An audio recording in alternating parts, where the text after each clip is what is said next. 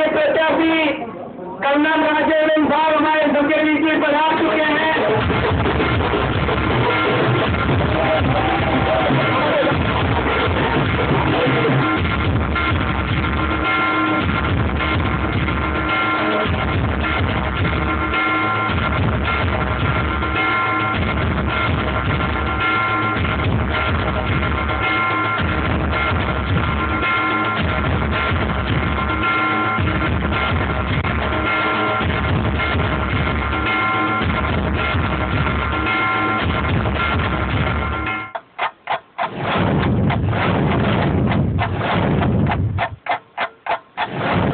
इसे कहते हैं जैसा देश वैसा भेष।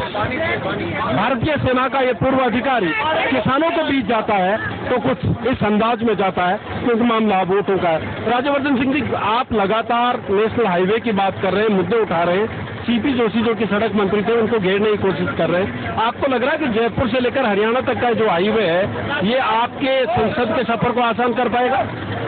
नहीं साहब, पहली बात तो मैं नहीं घेर रहा, ये लोगों से आ रही है शिकायत और मैं भुगत चुका हूँ क्योंकि जयपुर का रहने वाला हूँ।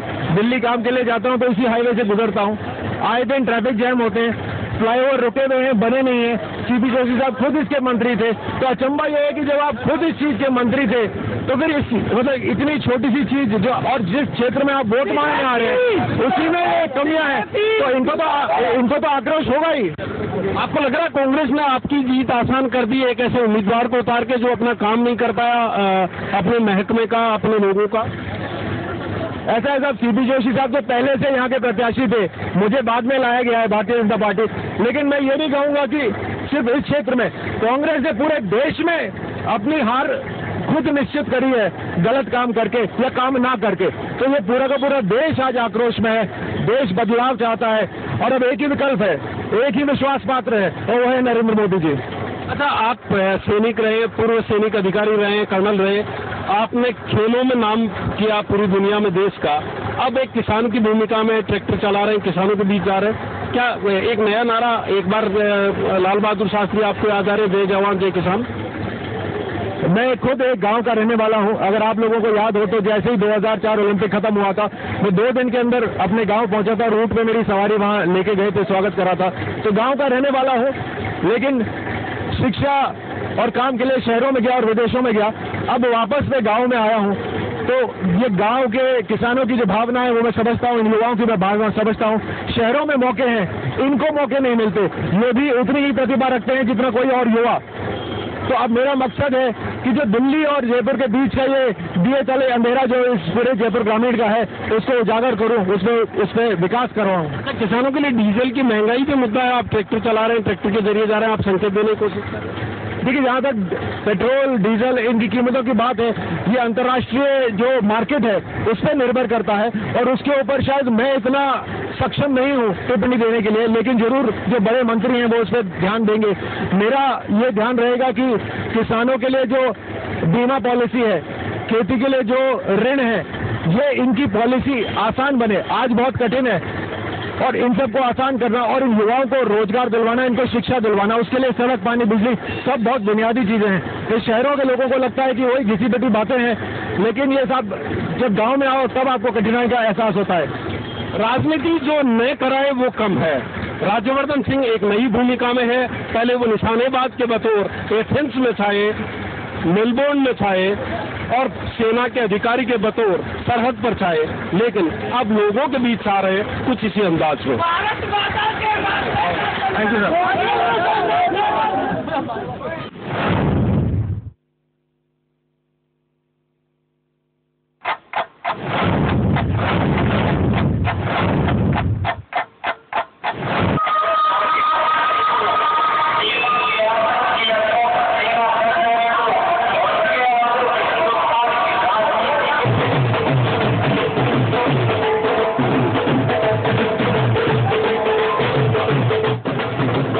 मुनादी है संघर्ष की, ये मुनादी है स्वागत की।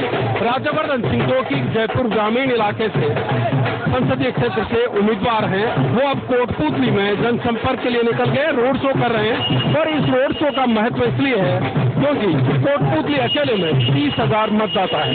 आमतौर पर कस्बाई मतदाता बीजेपी का मतदाता माना जाता है, लेकिन राज्यवर्धन सिंह चाहते हैं कि यहाँ से उन्हें इतना बड़ा समर्थन मिले कि केंद्रीय मंत्री रहे सीपी जोशी को मुश्किलें खड़ी हो जाए। वो यहाँ पर इस नेशनल हाईवे के मुद्दे को भी उठा रहे हैं, क्योंकि इस हाईवे की वजह से यहाँ पर लोगों को दिक्कत हो रही है। लंबे समय से हाईवे पूरा नहीं हो पा रहा, टोल चुका रहे हैं, उसके बावजूद यहाँ पर काम नहीं हो पा रहा है। लगातार वो यहाँ पर पैदल चलकर संपर्क करेंगे, रोड शो करेंगे और लोगों को लुभाने की कोशिश करेंगे।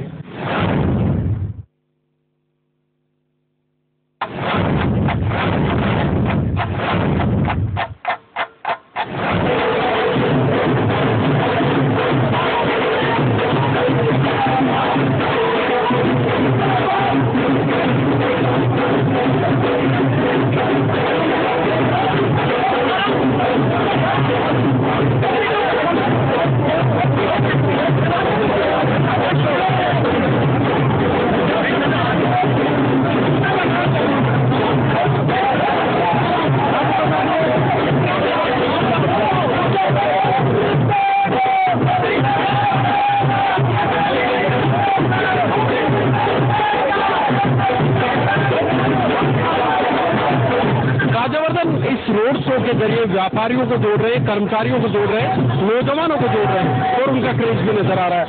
क्या इम्पैक्ट पड़ता है इस तरह के रोड शो का? किस तरह का रोड शो जो हो रहा है बहुत तगड़ा बीजेपी सरकारों की बात राजस्थान में राज्यवर्धन सिंह राठौर जीतेंगे, बहुत तगड़ी बहुमत से जीतेंगे और वोट देंगे। जी हम जरूर वोट देंगे, ये हमारा अधिकार है, ये हमारा अधिकार है और इसको हम जरूर से प्रयोग करेंगे। और अच्छा, ये जो इम्पैक्ट जो यहाँ पर आए हैं, जिस तरह से राज्यवर्धन सड़क पर निकले, हम लोगों को अवेयर करने के लिए निकले हैं और लोगों को ये बता रहे हैं कि अपने मतदान का प्रयोग जरूर से करें, अपने अधिकार का प्रयोग जरूर से करें। अच्छा, आपको लग रहा है इस तरह के रोड शो इम्पैक्ट इस तरह के रोड से लोगों को पता चलता है कि वोटिंग की कितनी इंपॉर्टेंस है और कौन सही व्यक्ति है जिसको हम वोट कर सकते हैं। आपको लग रहा है इस बार बेटर चॉइस आपके पास? हमारे पास बेटर चॉइस है क्योंकि हमारे पास एक ऐसा बंदा है जिसका पहले से कोई ऐसा पॉलिटिक्स का बैकग्राउंड नहीं है। एक नया बंदा है जो कि अभी सेना से आया है, इसके बैकग्राउंड ऐसा है कि जो पूरी तरीके से भ्रष्टाचार से दूर है। तो हमारे पास एक बेटर ऑप्शन है कि हम इनको वोट करते हैं। ये अपील कर रहा है ओलंपियन होना, एक मेडलिस्ट होना, पद्मश्री ऑब्वियसली कि हमें इस चीज़ से हमें बहुत फर्क पड़ता है कि उसका बैकग्राउंड ऐसा नहीं है जो ऑलरेडी पॉलिटिक्स से है या कुछ ऐसी चीज़ें हैं जो ओलंपिक से होना। ऑब्वियसली कि वो इतना, उसके पास अगर इतना नॉलेज है कि वो ओलंपिक हो सकता है तो क्यों नहीं हम उसको एक मौका दें कि वो आगे आए और इलेक्शंस में। क्योंकि अगर हम मतदान नहीं करेंगे तो फिर हमें कोई कंप्लेन करने का भी राइट नहीं है, तो अपना एक बार राइट तो कम से कम जरूर से प्रयोग करें। आप कैंपेन चला रही हैं? जी, हम आर्ट ऑफ लिविंग से आए हैं, वॉलंटियर फॉर बेटर इंडिया हमारा एक प्रोजेक्ट है जिसमें हम जितनी भी यहाँ देश की जो जनता है उनको हम ये बताना चाह रहे हैं कि मतलब पैसों के लालच में या खाने पीने की इस तरह के लालच में आकर के वोट ना करें, अपने दिमाग का यूज करें और अपनी सूझबूझ से वोट दें। यहाँ पर रोड शो ही नहीं हो रहा, लोग यहाँ पर मतदान की सीख भी देने आए हैं, मतदान बढ़ाने के लिए भी आए हैं।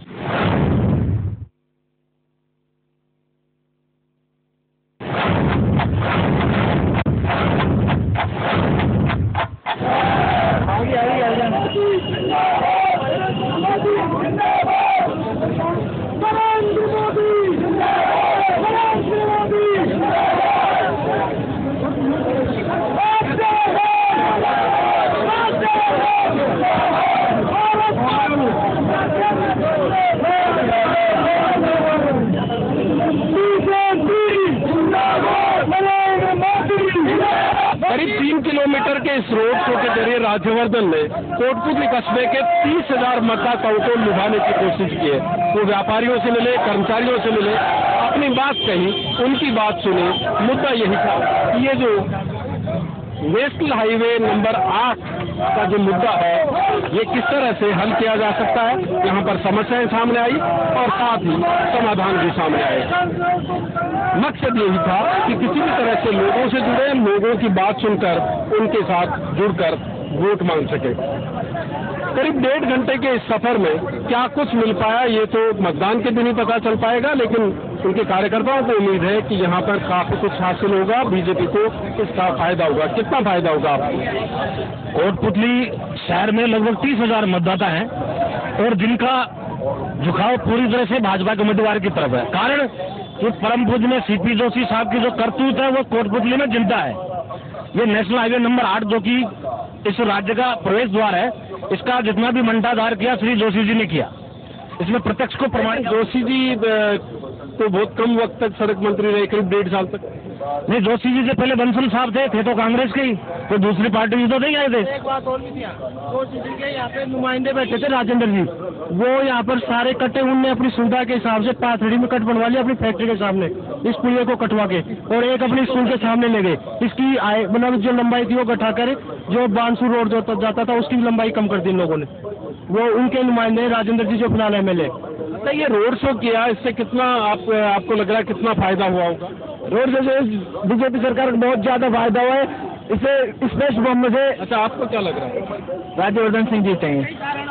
राज्यवर्धन सिंह का सफर अभी तक जारी है। करीब 3 किलोमीटर की इस यात्रा के बाद राज्यवर्धन कोटपुतली के इस मेन चौराहे पर है, आम चौराहे पर है, और यहाँ से उनका काफिला एक बार फिर गाँव की तरफ बढ़ेगा, जहाँ पर जनसंपर्क का उनका दौर जारी रहेगा। वो लगातार जनसंपर्क करते रहेंगे। आज शाम तक कुल मिलाकर उन्हें 20 गांवों में पहुंचना है, और 20 गांवों में पहुंचने के बाद राज्यवर्धन सिंह जी, आपका जो सफर था करीब 3 किलोमीटर आप चल कर के आए 1.5 घंटे में, कैसा रिस्पॉन्स? बहुत जोशीला रिस्पांस था। बहुत प्यार से लोग बाग मिल रहे थे, आशीर्वाद दे रहे थे, और उसके लिए मैं इनका बहुत बहुत आभारी हूँ, इस पूरे कोटपुतली शहर का। आप लोगों से मिले, उनको अपनी बात कही, उन्होंने भी आपको अपनी बात कही, क्या समस्या सामने आई?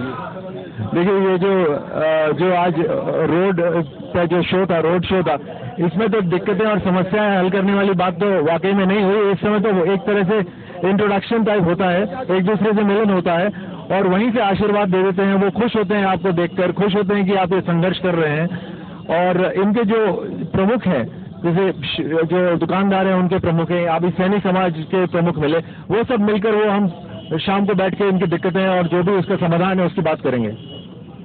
आप एथलीट रहे, निशानेबाज रहे, आप इस तरह से सड़क पर पहली बार नहीं निकले, लेकिन इस बार क्या फर्क महसूस हुआ? 2004 के बाद आया था तो भी मेरा राजस्थान बॉर्डर से लेकर जयपुर तक का स्वागत हुआ था, करीब 200 किलोमीटर का, उसमें भी करीब 8-9 घंटे लगे थे। लेकिन देखिए, उस समय वो मेरी उपलब्धि थी, इन सब में आत्मविश्वास जगा था पूरे भारतवर्ष में। लेकिन अब मैं इनका नाम मेरा है लेकिन खेल ये रहे हैं, तो ये मेरे को वहां जिता के भेजेंगे ताकि मैं इनके लिए काम कर सकूं। इतना फर्क है इसके अंदर। एक नया नारा यहाँ पर दिया गया है, अपनी मिट्टी देश का चंदन, राज्यवर्धन। राज्यवर्धन कितना अभिभूत है, कितना भावुक है? बिल्कुल, ये बहुत बहुत बड़ी इज्जत की बात है मेरे लिए कि ये सब भाई, ये युवा ये नारा दे रहे हैं। शायद मेरा जो सेना में जो काम है, जो खेलों में जो मैंने काम करा है, देश को अपने माथे रखकर, तो उसी वजह से ये सब अपना प्यार दिखा रहे हैं। राज्यवर्धन का सफर अभी जारी है। भाजपा के लिए वो वोट मांग रहे हैं, मोदी की सरकार के लिए वोट मांग रहे हैं। लगातार हम 24 घंटे तक इंडिया न्यूज पर इसी तरह से राज्यवर्धन का पूरा चुनाव अभियान, चुनाव प्रचार आपको दिखाते रहेंगे। 24 घंटे राज्यवर्धन के साथ।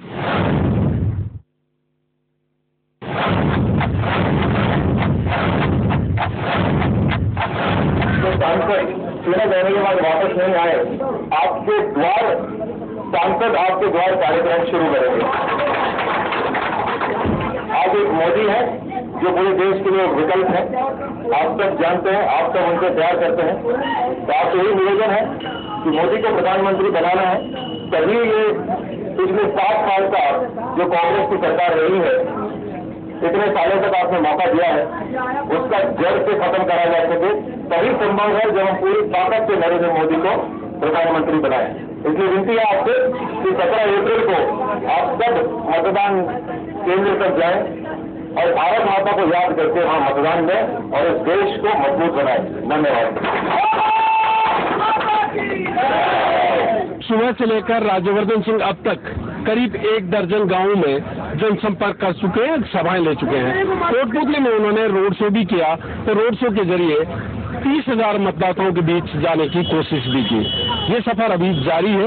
इंडिया न्यूज 24 घंटे राज्यवर्धन के साथ इसी चुनावी अभियान को इसी तरह से आपके सामने लाने की कोशिश में है, ताकि आप समझ सके कि देश का अंतर्राष्ट्रीय स्तर का ये निशानेबाज किस तरह से वोटों पर निशाना साध रहा है।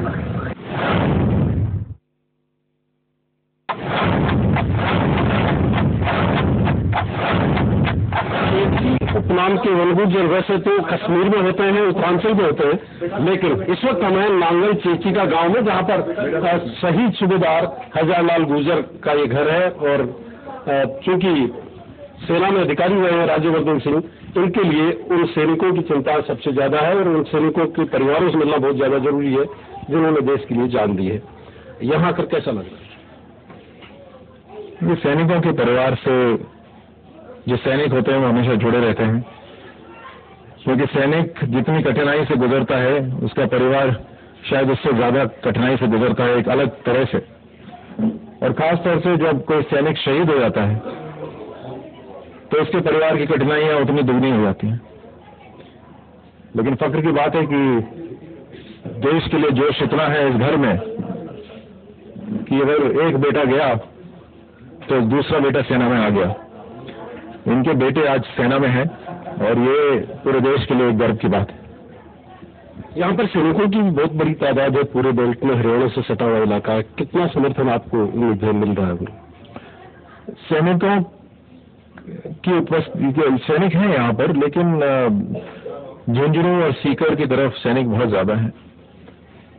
तो सैनिक तो जहाँ पे भी मिलते हैं एक अलग लगाव होता है उनके साथ, जहाँ पे भी दिखते हैं वो उतनी डबल खुशी आके मिलते हैं। तो सैनिकों के साथ तो लगाव रहेगा ही, लेकिन आज मैं इन युवकों को एक सैनिक के रूप में देखता हूँ। और वैसे तो ये सभी गांव वालों को अगर देखें तो जिस कठिनाई में ये रह रहे हैं, जी रहे हैं, और फिर बात वही आती है कि दिल्ली और जयपुर दो राजधानियों के बीच में रह रहे हैं। इतने लोग दिल्ली से जयपुर जाते हैं, लेकिन इसको जैसे दिए तले में अंधेरा होता है, इसको छोड़ जाते हैं। यहाँ की जो इन कठिनाइयों से इनका तन मन बहुत मजबूत होता है, लेकिन इन तक सुविधाएं पहुंचाना बहुत अनिवार्य है और जरूरी है। राज्यवर्धन सिंह तमाम उन तबकों के बीच पहुंच रहे हैं जिनकी कुछ न कुछ समस्याएं हैं। आप देख सकते हैं ये किस तरह से एक शहादत का इतिहास शहीद सूबेदार हजारलाल गुर्जर ने श्रीनगर में अपना रचा था, और यहाँ आकर राज्यवर्धन सिंह भी कहीं न कहीं उसी फक्र को महसूस कर रहे हैं। राज्यवर्धन का चुनावी सफर अभी जारी है। हम 24 घंटे इंडिया न्यूज के जरिए आपको उनके इस चुनावी अभियान के बारे में बता रहे हैं।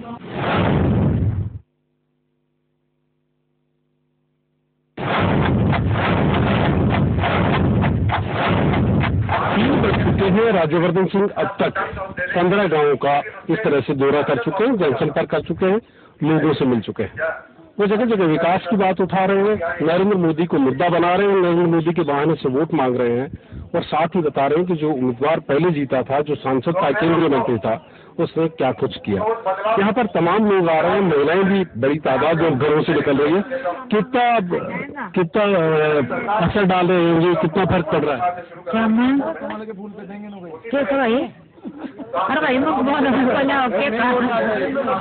आप सुनने आए हो, आप पढ़े हुए हो, कुछ पता चला इनके बारे में जो बात कर रहे हो? वोट किस कमल का फूल को नाम लेना। अरे पढ़े लिखे सबसे कोई विकास वोट किसी को नहीं देंगे, किसी को नहीं देंगे, कोई विकास ही नहीं है। मोदी को वोट देगा, ये खा लेगा, अपना घर बढ़ा लेगा। इन घूंघट में बैठी महिलाओं की तरह ही रहस्य ये छुपा हुआ है कि कितना ये असर डाल पाएंगे, कितना नहीं डाल पाएंगे, मतदान के दिन ही पता चलेगा। लेकिन एक हताशा जरूर है कि वोट मांगने आते हैं लेकिन विकास कोई नहीं कर पाते। आप पढ़े हुए हैं, कितना असर पड़ा आपको पता है? राज्यवर्धन सिंह ने क्या क्या किया हुआ है?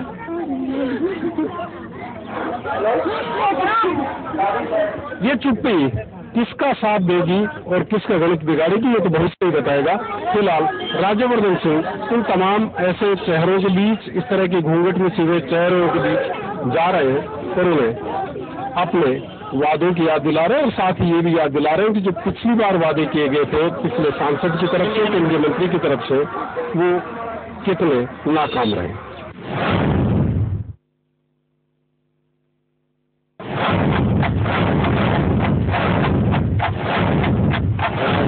का जो सफर शुरू हुआ था सुबह 7 बजे से वो लगातार जारी है। अब तक करीब 18 ग्राम पंचायतों को वो कवर कर चुके हैं। 400 के आसपास ग्राम पंचायतें इस लोकसभा क्षेत्र में है जिनको उन्हें इन दिनों के बीच में कवर करना है। राजेंद्र सिंह जी, इतना लंबा सफर आपको लगता है कि ये कहीं थका देने वाला लगता हो? ये थकान तो होती है सबको, लेकिन जो जिस जोश से वो स्वागत करते हैं, जैसे अभी आपने देखा, खड़े होते हैं, घंटों इंतजार करते हैं। शुरू वाली सभा तो फिर भी समय से शुरू हो जाती है, लेकिन वो हर सभा में आपको ज्यादा देर रोक के रखते हैं और करते करते वह जो रात वाली सभा है वो 3-3, 4-4 घंटे लेट हो जाती है, लेकिन फिर भी वहाँ मौजूद रहते हैं। तो उनका जो उत्साह है उससे फिर एकदम स्फूर्ति आ जाती है, ताकत आ जाती है, एक नई ऊर्जा आ जाती है। बिल्कुल। अच्छा, इतनी बड़ी तादाद में जो पगड़ियां पड़ी है, हिसाब पड़े हैं, ये सम्मान का प्रतीक है, लोगों के भरोसे का प्रतीक है। कभी डर नहीं लगता कि ये इतना बड़ा भरोसा लोगों को? हाँ बिल्कुल, बहुत बड़ी जिम्मेदारी का ये काम है और आपने सही कहा, मुझे वो जिम्मेदारी निभानी है, इसलिए थोड़ा डर भी लगता है। लेकिन डर तो हर समय लगा था, सेना में भी लगता था, लेकिन डर से आगे बढ़ जाते थे। ओलंपिक्स और बाकी जितने बड़े मुकाबले थे उनमें भी लगता था, लेकिन उनसे भी आगे बढ़ते थे। तो यहाँ पे भी आगे बढ़ेंगे और अच्छा काम करेंगे, जिससे एक नया कीर्तिमान स्थापित हो, एक नया स्टैंडर्ड आए राजनीति में। अच्छा, लोगों को लगता है कि जो उनके सामने एक नुमाइंदे के बतौर आप आ रहे हैं, कैंडिडेचर आपका है, अगर आप जीतते हैं तो खेल मंत्री बनेंगे, इस तरह की उम्मीद लोग करते हैं। नहीं, तो सीधा उनका प्यार है, वो आंकलन कर रहे हैं कि साहब खिलाड़ी रहे हैं तो खेल मंत्री बनेंगे। ऐसा नहीं है। बहुत सारे ऐसे लीडर्स हैं जिनमें बहुत काबिलियत है और मैं तो ग्रो करना चाहता हूँ इस क्षेत्र में। अब ये अगर आप देखें तो ये किसान बहुल क्षेत्र है, तो मेरे लिए तो ये बहुत जबरदस्त एक मौका है किसानों के साथ जुड़ने का। और अब अगले 5 साल में किसान, डेयरी, ये मुख्य यहाँ पर व्यवसाय हैं। तो न केवल कर नए व्यवसाय लाए जाएंगे, बट इसके अंदर आधुनिकीकरण करा जाएगा, इसके अंदर कई नई तरीके लाए जाएंगे, आसान बनाया जाएगा। तो बहुत ही जबरदस्त चैलेंज है और मैं बहुत एक्साइटेड हूँ इस चैलेंज को निभाने में।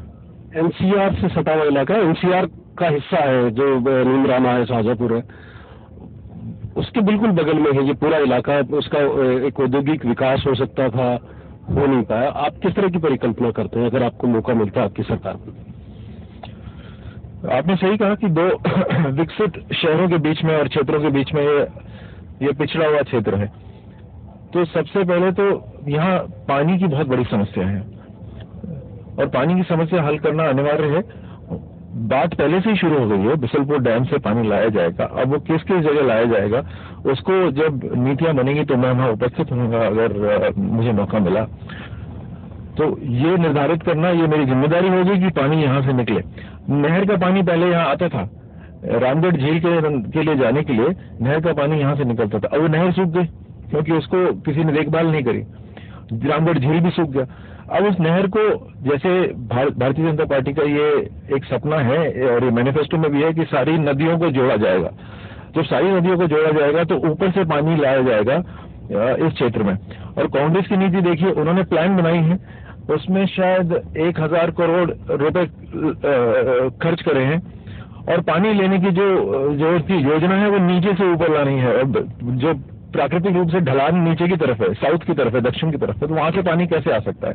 अच्छा, यमुना की बात भी लगातार कही जाती है कि यमुना से पानी लाया जाएगा, हरियाणा से, पूरे शेखावाटी और इस इलाके में एक बड़ा मुद्दा रहा है। बिल्कुल, मैं वही जिक्र कर रहा हूँ कि जो ऊपर वाली नदियां हैं, यमुना है, चंबल भी है, तो इन नदियों से पानी नीचे, उसका भाव भी सही है और वहां से जो योजना बने ऐसी बने कि उन नदियों का पानी यहाँ पर आए। तो आपने जब बीजेपी ज्वाइन की, पॉलिटिक्स ज्वाइन की, तो आपको उम्मीद थी कि इस तरह का एक रिस्पॉन्स आपको मिल सकता है? मतलब उस वक्त क्या सोच रहे थे और अब आपको क्या लगता है? उस समय तो कुछ करने की भावना थी, जुड़ा मैं सिर्फ इसी वजह से था कि कुछ करना है। अब उसमें कठिनाइयां तो आती ही हैं और उन कठिनाइयों के लिए मैं तैयार था और तैयार हूं। रिस्पॉन्स लोगों का बहुत अच्छा है और बहुत प्यार और समर्थन मिल रहा है, इससे मेरी तो हिम्मत बंधती है। और अच्छा, यहाँ हताशा भी नजर आ रही है। जिन महिलाओं से बात की वो घूंघट में थी, वो कह रही थी कि नेता आते हैं, वोट मांगते हैं और चले जाते हैं। बिल्कुल सही बात है। और ये राजनीति का जो स्टैंडर्ड है उसकी वजह से है। इतने सालों साल ये वोट देते आ रहे हैं और जो लोकसभा का जो सांसद होता है वो वापस नहीं आता। तो मेरे को अचंभा नहीं हो रहा और उनपे मैं समझ सकता हूँ ये किस लिए कह रहे हैं। इसी को बदलना है और इसीलिए अगर आपने ध्यान दिया हो मेरे भाषण में मैंने यही कहा था कि हम इसको आज ही बदल देते हैं कि जिस तरह से वसुंधरा राजे जी ने सरकार आपके द्वार का कार्यक्रम शुरू करा है, जहां अधिकारियों और विधायकों को और मंत्रियों को लोगों के पास जाना पड़ रहा है, उसी तरह हम सांसद आपके द्वार कार्यक्रम शुरू कर देंगे इस चुनाव के बाद, जिसमें सांसद, विधायक, अधिकारी सब आपके क्षेत्र में आएंगे। 10 दिन का कैंप लगेगा और उसमें सारी आपकी जो समस्या है उनका उस पर सोच विचार और जो निर्णय लेने हैं वो वहीं लिए जाएंगे ताकि आपको नहीं जाना पड़े कहीं और। तो मूल्य आधारित राजनीति की बात की जाती थी, उसके पीछे मकसद था वैल्यू बेस्ड पॉलिटिक्स। अब भी मूल्य आधारित हो रही है, प्राइस बेस्ड। मूल्य देखिए, आपका मतलब है जो इन्फ्लेशन हो रहा है उसमें नहीं, मूल्य आधारित मतलब करप्शन भ्रष्टाचार। अब इसके बारे में क्या कहा जा सकता है? पूरा देश लाचार हो चुका है, करप्शन का स्टैंडर्ड बढ़ता जा रहा है और अब उसको रोकने के लिए एक ही तरीका है कि ऐसा मजबूत एक प्रधानमंत्री हो जो अपनी मजबूती से कुछ ऐसी नीतियां पास कर सके, कुछ पॉलिसी, कुछ रूल्स इस तरह के पास कर सके कि करप्शन रुके। ओवरनाइट तो रुकने से रहा लेकिन कम से कम थमेगा और धीरे होगा। और फिर कोशिश होनी चाहिए कि किस तरह से काला धन जो बाहर गया हुआ है उसको किस तरह से वापस इस देश में लाया जाए। आपके सामने मनमोहन सरकार के पूर्व मंत्री हैं, टीम राहुल के सदस्य हैं, संगठनिक क्षमता के हिसाब से देखें तो पीसीसी के पूर्व अध्यक्ष है, महासचिव है और घुटे घुटाए राजनेता हैं। ऐसे में कितनी मुश्किल लगती है? तो सीपी जोशी का जो कैंडिडेचर है, आपको लग रहा है सीपी जोशी का कैंडिडेचर एक चुनौती है आपके लिए? किस मतलब आपके लिए आज से कौन सी बड़ी चुनौती? आपने आज एक अच्छा शब्द इस्तेमाल करा कि घुटे घुटाए। उससे स्पष्ट हो जाता है कि विकास की राजनीति नहीं करी है, उन्होंने कोई और तरह की राजनीति करी है। और जरूर हर तरह की राजनीति, खासतौर से ये जो षड्यंत्र रचे जाते हैं और किस तरह से समाज के बीच में दरारें डाली जाती हैं, उसकी राजनीति अभी तक जब उनको फल देते आई है तो वो क्यों ना कोशिश करें इस बार भी। और हो सकता है वो कोशिश कर भी रहे हों, लेकिन मैं अपने प्रचार में यही कह रहा हूं कि मैं तो यहां तक ये नहीं कह रहा कि मुझे वोट दीजिए। मैं ये कह रहा हूं कि आप अपना पूरा परिचय देकर, मोदी जी का परिचय देकर, जो आगे के विकास करने की जो योजना है उसको देकर ये कह रहे हैं कि साहब आप दिल से एक बार वोट फॉर इंडिया। अच्छा, सीपी जोशी साहब भीलवाड़ा से सांसद थे, वहां से उन्होंने कैंडिडेचर अपना वापस लिया, कहा कि वो जो कमिटमेंट किया था वो पूरा नहीं कर पाए। आप भी उसको बुलाने की कोशिश करें, आपके कार्यकर्ता कि वहां पे वादा पूरा नहीं किया, यहाँ भी नहीं करेंगे। वो ज्यादा बातें नहीं हो रही मेरे मंच से, क्योंकि हम अपने मंच को पॉजिटिव रखना चाहते हैं। कभी कभी कुछ जो लीडर्स हैं, कुछ नेता हैं, बोलते हैं, कुछ लोगों से बात आती है कि साहब वो वहां तो उन्होंने कुछ नहीं करा, या वहां ये हुआ, वहां वो हुआ। तो मैं अपने मंच को पॉजिटिव रखने की कोशिश कर रहा हूँ। यानी सकारात्मक सियासत की कोशिश कर रहे हैं राज्यवर्धन सिंह। अपने जो चुनाव कैंपेन है उसमें किसी भी नकारात्मक बात को नहीं करना चाहते, लेकिन ये सच है कि वो याद दिलाना चाहते हैं कि जो नुमाइंदे यहाँ से जीत कर गए थे उन्होंने विकास किया या नहीं किया, उसके आधार पर अपना निर्णय लें, अपना मतदान करें। हमारे भारतीय जनता पार्टी के प्रत्याशी कर्नल राजवर्धन साहब हमारे सबके बीच में पधार चुके हैं।